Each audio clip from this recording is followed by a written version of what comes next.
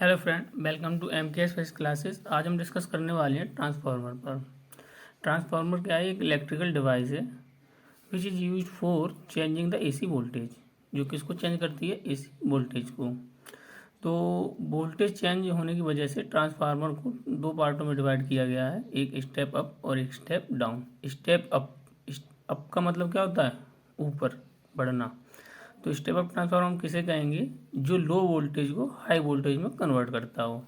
Step down किसे कहेंगे? जो हाई वोल्टेज को लो वोल्टेज में चेंज करता हो। Low voltage to high voltage ये हमेशा आपका पावर स्टेशन में यूज़ होता है, और high voltage to low voltage ये आपका होम में, घर में जो होती हैं वहाँ पर यूज़ होता है, high voltage to low voltage. क्योंकि आपने देखा होगा गाँव में अब 11,000 वोल्टेज की लाइन है, और उसको घरों में जो सप्लाई दी जाती है वो लो वोल्टेज पे दी जाती है। इसका जो प्रिंसिपल है वो टू कॉइल पर डिपेंड है, और टू कॉइल में जो इंडक्शन होता है वो होता है म्यूचुअल इंडक्शन। दो कॉइलों में क्या होता है? Mutual induction. अब ट्रांसफार्मर का हम कंस्ट्रक्शन देखते हैं।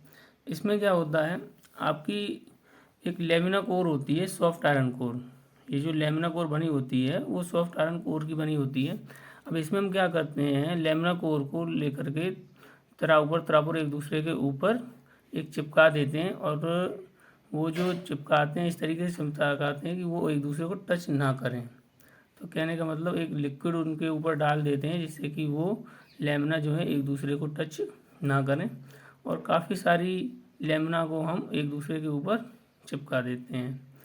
फिर इसमें क्या होता है, एक प्राइमरी कॉइल होती है, एक सेकेंडरी कॉइल होती है। जो प्राइमरी कॉइल होती है, प्राइमरी कॉइल में हम इनपुट एसी सोर्स देते हैं, और सेकेंडरी कॉइल में हमें आउटपुट मिलता है। तो प्राइमरी कॉइल ये कॉपर की होती है, और सेकेंडरी कॉइल भी हम कॉपर की ही बनाते हैं। अगर हम बात करते हैं जो प्राइमरी कॉइल है उसमें नंबर ऑफ टर्न्स क्या है? एनपी, और सेकेंडरी कॉइल है उसमें नंबर ऑफ टर्न्स क्या है? एनएस। देखिए, a transformer consist of a rectangular soft iron core made of laminated sheet well insulated from one another. ठीक है, जो क्या है, इंसुलेटेड होती हैं, वो एक दूसरे को टच नहीं करती हैं। टू कॉइल्स, इसमें टू कॉइल्स होती हैं, P1 P2 primary coil, S1 S2 secondary coil, are bound on the same core. जो क्या होती हैं? सेम कोर पर बाउंड होती हैं, but are well insulated from each other. जो एक दूसरे को क्या नहीं करती हैं, जो एक दूसरे से इंसुलेटेड होती हैं। Not that both the coils are also insulated from the core. The source of alternating EMF वो कहाँ कनेक्ट किया जाता है? Is connected to the primary coil P1 और P2। And a load resistance, जहाँ पर हमें आउटपुट लेना होता है वो कहाँ कनेक्ट किया जाता है? सेकेंडरी कॉइल में, through an open switch S. Thus there can be no current through the secondary coil so long as the switch is open. अगर स्विच ओपन है तो सेकेंडरी कॉइल में कोई भी करंट फ्लो नहीं होता। जब उसे हम क्लोज कर देते हैं तो उसमें करंट फ्लो होने लगता है। अब इसमें देखिए, for an ideal transformer, ideal transformer के लिए क्या एज्यूम किया गया है? We assume that the resistance of the primary and secondary coil negligible. अगर हमें आइडियल ट्रांसफार्मर यूज़ करना है तो हमें क्या लेना है? जो प्राइमरी और सेकेंडरी कॉइल होती हैं उनके रेजिस्टेंस लेने हैं, वो क्या लेने हैं? निग्लिजिबल। इसलिए हम कॉपर के बनाते हैं। For the energy losses due to magnetic hysteresis in the iron core is also designed high capacity transformer may have energy losses as low as 1%। अब ट्रांसफार्मर की हम वर्किंग देखते हैं। इसमें क्या होता है, जितनी इलेक्ट्रिक लाइंस इस वन कॉइल से पास हो रही हैं उतनी ही इस वन कॉइल में होंगी। तो कहने का मतलब एवरी टर्न पर अगर हम मैग्नेटिक फ्लक्स की बात करते हैं वो हमारा सेम होता है। इस कॉइल से जितना पास होगा इलेक्ट्रिक मैग्नेटिक फ्लक्स, तो इससे भी उतना ही मैग्नेटिक फ्लक्स हमारा पास होगा। तो हम कह सकते हैं 5 in each turn of primary, ठीक है, is equal to 5 in each turn of secondary is equal to 5 कहने का मतलब प्राइमरी की एक टर्न से या एवरी टर्न से जो मैग्नेटिक फ्लक्स पास हो रहा है 5 और सेकेंडरी कॉइल के एवरी टर्न से भी कितना पास होगा? 5। तो ये आपस में क्या होंगे? Equal. Total flux passing primary coil, अगर हम प्राइमरी कॉइल से पासिंग फ्लक्स की बात करते हैं, अगर उसमें number of turns N P हैं तो टोटल मैग्नेटिक फ्लक्स कितना पास होगा 5p equal to N P 5e। ठीक है, ये क्या चीज़ है, 1 टर्न से पास होने वाला मैग्नेटिक फ्लक्स। अगर n टर्न से तो n का मल्टीप्लाई हो जाएगा। ठीक है, अब देखिए अब यहाँ पे अगर हम बात करते हैं 5b की बात करते हैं तो 5b इक्वल टू हम क्या लिखेंगे ba। ठीक है, बिहेव अ सोलेनॉइड, मतलब जो कोयल जो है वो एक सोलेनॉइड की तरह बिहेव करती है। अगर इसके इनसाइड हम मैग्नेटिक फील्ड की बात करें तो बी इक्वल टू होगा म्यू नॉट एन आई। अब देखिए, अब एसी करंट है, एसी करंट किस तरीके से फ्लो होता है, इस तरीके से फ्लो होता है, डायरेक्शन भी चेंज होती है, उसका मैग्नीट्यूड भी चेंज होता है। तो करंट हमारा क्या है, वेरिएबल है, करंट चेंज होगा। जब करंट चेंज होगा तो हमारा मैग्नेटिक फील्ड भी क्या हो जाएगा, वेरिएबल हो जाएगा, वो भी हमारा चेंज होगा।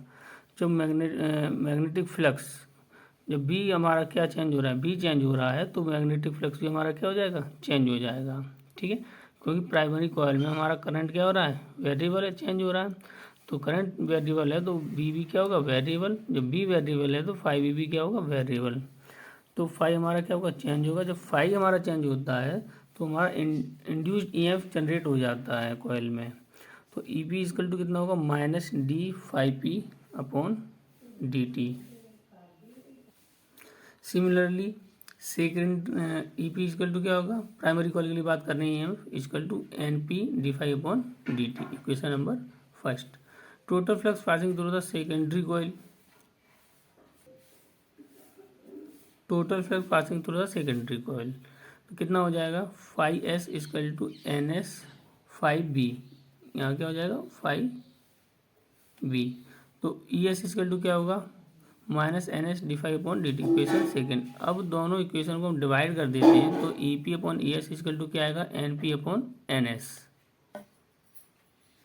अब देखिए स्टेप अप ट्रांसफार्मर क्या होता है, स्टेप अप का मतलब है सेकेंडरी कॉइल में, इसमें सेकेंडरी कॉइल में अगर number of turn secondary coil में ज़्यादा है तो आपका स्टेप अप ट्रांसफार्मर है। और स्टेप अप ट्रांसफार्मर में हमें ईएमएफ ज़्यादा मिलेगा प्राइमरी कॉइल से।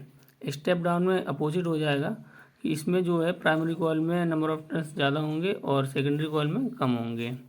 तो जो स्टेप डाउन है उसमें क्या होगा, प्राइमरी ईएमएफ ज़्यादा होगा सेकेंडरी ईएमएफ से।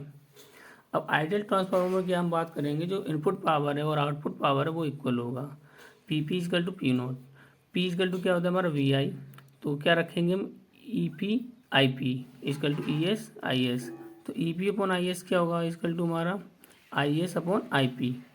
अब इसी को हम देख लेंगे तो जो ई एम एफ है वो इन्वर्सली प्रोपोर्शनल है वन आई के, ई प्रोपोर्शनल 1 अपॉन आई।